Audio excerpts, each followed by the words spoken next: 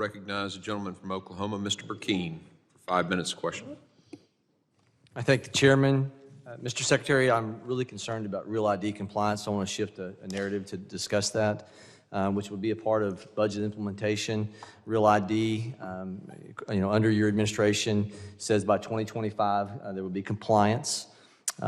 It was designed, supposed to build confidence in the identity of travelers post 9/11 to protect our U.S. citizenry. That's how it was sold when it was passed years ago. Under your leadership, the department is going to start implementing this. This Transportation Security Administration, TSA, will be prohibited from accepting driver's license and identification cards that don't meet certain standards, federal standards. You've said that you're continuing to work closely with U.S. states to meet the Real ID requirements. So here's where I'm going to take this. I've heard from 2 Illinois state lawmakers that illegals in their states, they've got verification, are now able to obtain Real ID compliant driver's license. I want to reiterate that. In Illinois, illegal aliens now can get Real ID compliant driver's license by checking the box on, quote, employment authorization document, which is one of the subsets on the state website that is required by the state of Illinois as an option. It can be obtained by this illegal, but it comes under the parole, which has been something that's been implemented by you in this administration. And so with that parole, this employment authorization document box can be checked. And this, in my opinion, and I think that most Americans would say this totally undermines Real ID compliance given the lack of background checks that goes into knowing who these people are. There's a real lack of information. Yes, you can do some Interpol. Yes, you can do some background checks, but you have, in terms of the United States' ability to understand who these people really are, we don't.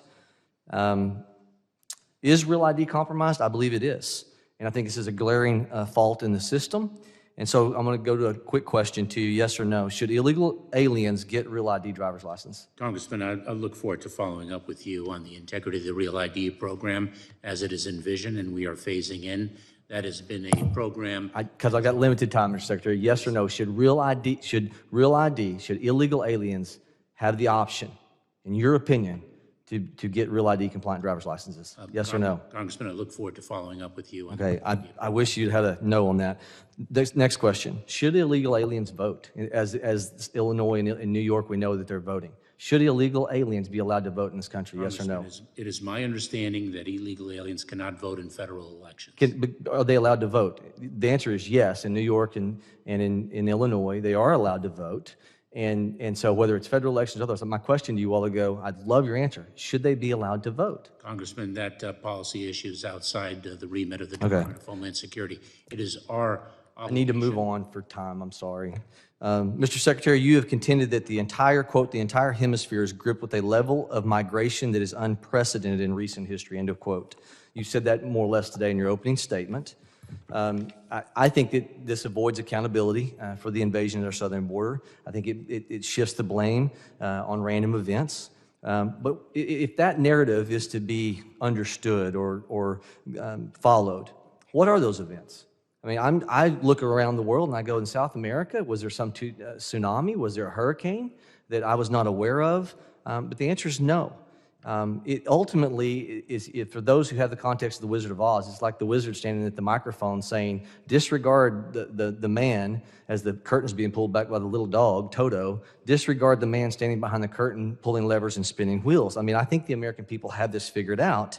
The migration is because it's been an advertisement under this administration, come into this country. I come from the Sooner State in Oklahoma, Sooner State. History designates legal land run occurred in the 1880s. This was not for illegals. This was for legal citizens. History will remember this time, I believe, in the past 3 years as Biden's land run for illegals, paid for by U.S. taxpayers. Taxpayers are being asked to give their treasure and their children's treasure of the future for this. Fair Organization says it cost us $4,000 for every illegal immigrant.